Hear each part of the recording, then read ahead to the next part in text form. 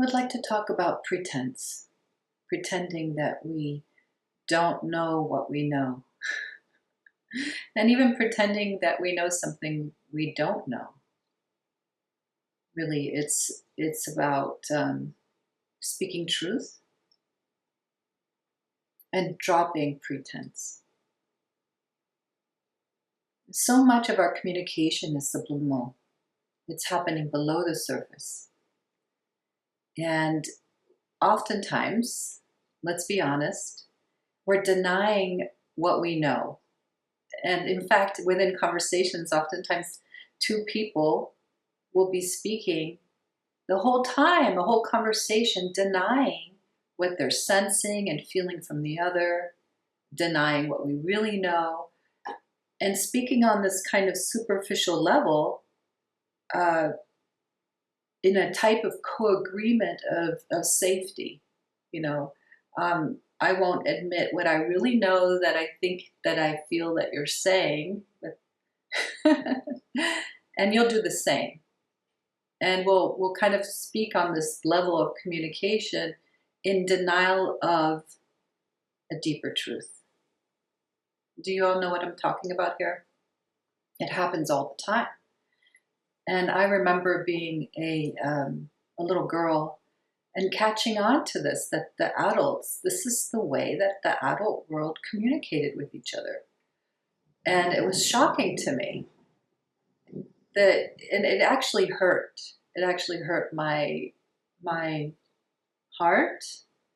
It hurt the subtle body, sheaths of the subtle body, because it was in contradiction to something else completely that I was sensing. How are you?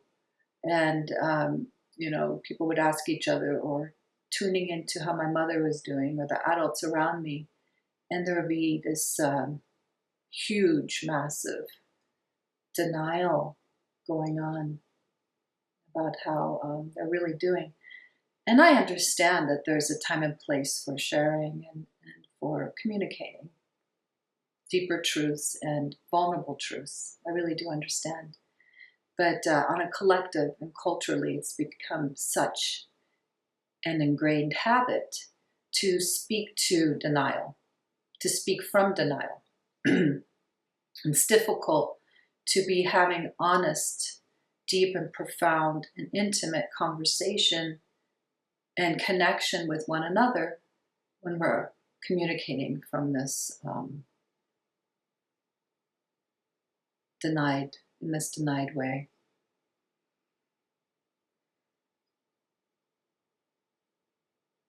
And it's deeply unfulfilling when I meet another person who drops in with me, and there's a free flow of communication without those defense mechanisms in place. There's a part of me that's singing and delighting in that type of communication. Now I don't really have such a need for that kind of profound communication like I did when I was younger, because I have access to deeper truth within myself, and I receive, I feel the connection all the time with Source in that greater environment. So it's more like, well, if we're meeting in that kind of deeper place, it's enlivening and beautiful and delightful, right? But it's not as much of a need that I used to have for authentic communication. I think it's an important passageway to go through within oneself, and being able to access authentic communication within oneself, and longing for that with another, because it's beautiful and profound, yeah? And it helps heal this type of inner division that we feel inside, where we're not being completely honest with ourselves, right? What we're really feeling, what we're really sensing that's going on with one another. And having friendships and communications where there is a permission to be able to speak and to even ask, are you open to going deeper and to seeing and feeling and speaking to what might really be going on between us and in this moment. it's a it's a beautiful way to live, and that's the place that I like to meet others with in the work that I do. Listening to something that's going on that's much more deep and real. It's like this other type of communication opens up, and it's the sensing body. We sense into each other. We sense into our environment, and I like to practice, and I have practiced over the years with this sensing, opening up, this undefended quality of listening and sensing with the greater environment, especially within nature. So going out into nature where there are no people, not that people aren't natural, but people have forgotten their natural selves for the most part, right? So there's this unnaturalness that is the way that people tend to communicate with one another, right? And it's not fulfilling because we know something's off. We know something's off in ourselves when we're not being our natural selves. So a great way to practice and to be able to support healing, so we can once again remember what it's like to communicate with as a natural being, as the natural being that we are, in alignment with nature, because we are nature. We come from nature, and we are nature. And it's beautiful to go out and sit with in the grasses on the ground and connect with the leaves and the trees and the wind and any birds and creatures that might be about, and just see how much over time you can drop this defense mechanism of knowing yourself as being one with, right? So not superimposing our agenda and our ideas of nature onto itself, but dropping and thinning the veils between ourselves and what we're seeing and sensing. It's kind of like stepping back into ourselves, taking backward steps into ourselves and sinking into what lies undivided within, and that meeting what is undivided, without. In truth, we are undivided. It's just belief, right? It's just imagination. And I spent many years practicing this in different ways, becoming increasingly aware of this feeling of being a separate self, because it has a sense to it. It has a feeling to it, a feeling tone. So this is what feels unnatural within, is the separate self.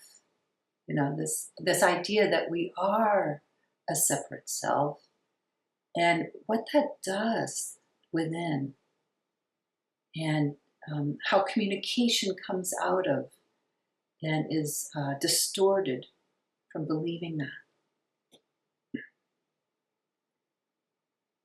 And so that is, to me, why the seeker is created. The seeker is a natural response from life, longing for wholeness, for the intrinsic wholeness that we are, that we've forgotten ourselves to be. And so this longing is a call back from our natural selves for reunion, for inner reunion. And so for me, nature, which is so naturally undivided, right? It doesn't have a layer of believing in a separate self, and it isn't self-conscious in the same way that we are, meaning that we have this capacity to know ourselves as being conscious, right? That's what self-conscious means. being aware of being conscious, right? And it's a unique thing. I don't know what other creatures on the planet have that. It's a blessing and a curse, as you know. All the problems of the human race that we're inflicting upon ourselves and on each other and on the planet come from this aspect of consciousness being able to self-reflect on itself. And what it does then, often, for all of us, including myself as a kid, what occurred over time is this mass hypnosis that came in, that being aware that I'm aware, being aware that we are aware, means that we are a separate somebody from each other. And then in the end, it ends up feeling like we're a separate somebody from our own selves, like the inner sense of connection that we had as children fades. And then that feels off, right? That's just not the truth, that we're not separate from ourselves and we're not separate from each other fundamentally. And we are nature, we are still natural beings, and we forget that. It's called forgetting. And that's what the whole spiritual journey is about, remembering. So I invite you to practice feeling into that separate self sense, and it's just this. It's actually vibrational. You can feel it. It has this like tonality to it. If you get really quiet inside and tune in, it's almost like this tuning fork that's just not quite in alignment with itself.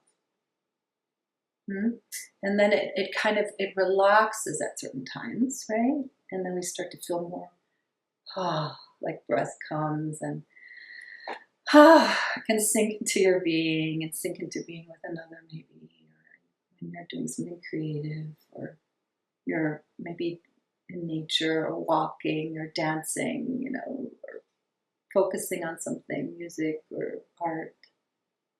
And this sense of being a separate somebody just kind of goes away for a bit. And it's so satisfying, right? And then we're like, I want that back. when the separate self sense comes back in, because it's a habit. And that's what we're working on, as spiritual seekers, is teaching ourselves and learning about this habit and relaxing, unwinding by becoming aware. We can use that awareness, that ability to self-reflect. We can place attention. That's what attention is. The ability to self-reflect is place attention on this separate self-sense.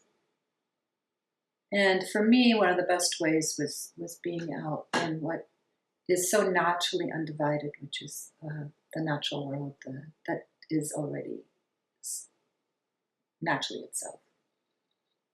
And then as we practice and as we get used to this, we can practice this with one another more and more and in our lives, and see that really there's no need to leave ourselves for anything. And we can communicate with each other from a place that's undivided. And we can drop pretense, and we can meet each other in authenticity, inner and outer authenticity, because truth wishes to be spoken.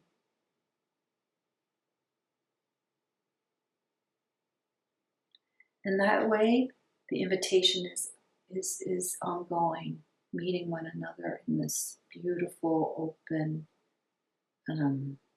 space of allowance, which is very alive and creative, and then co-creative.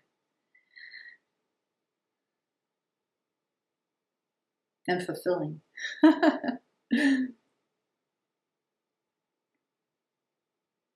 So, sharing with you what I'm learning for myself and what I've learned, and the delight that comes out of that. And that's one of the things we do, is we share and delight. We learn something, and oftentimes it's like, have you noticed? Yeah.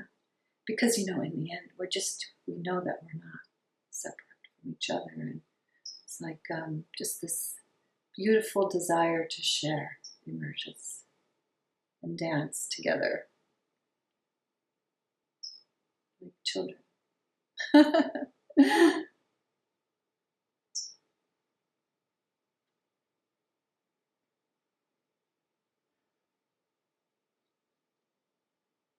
Wishing you well.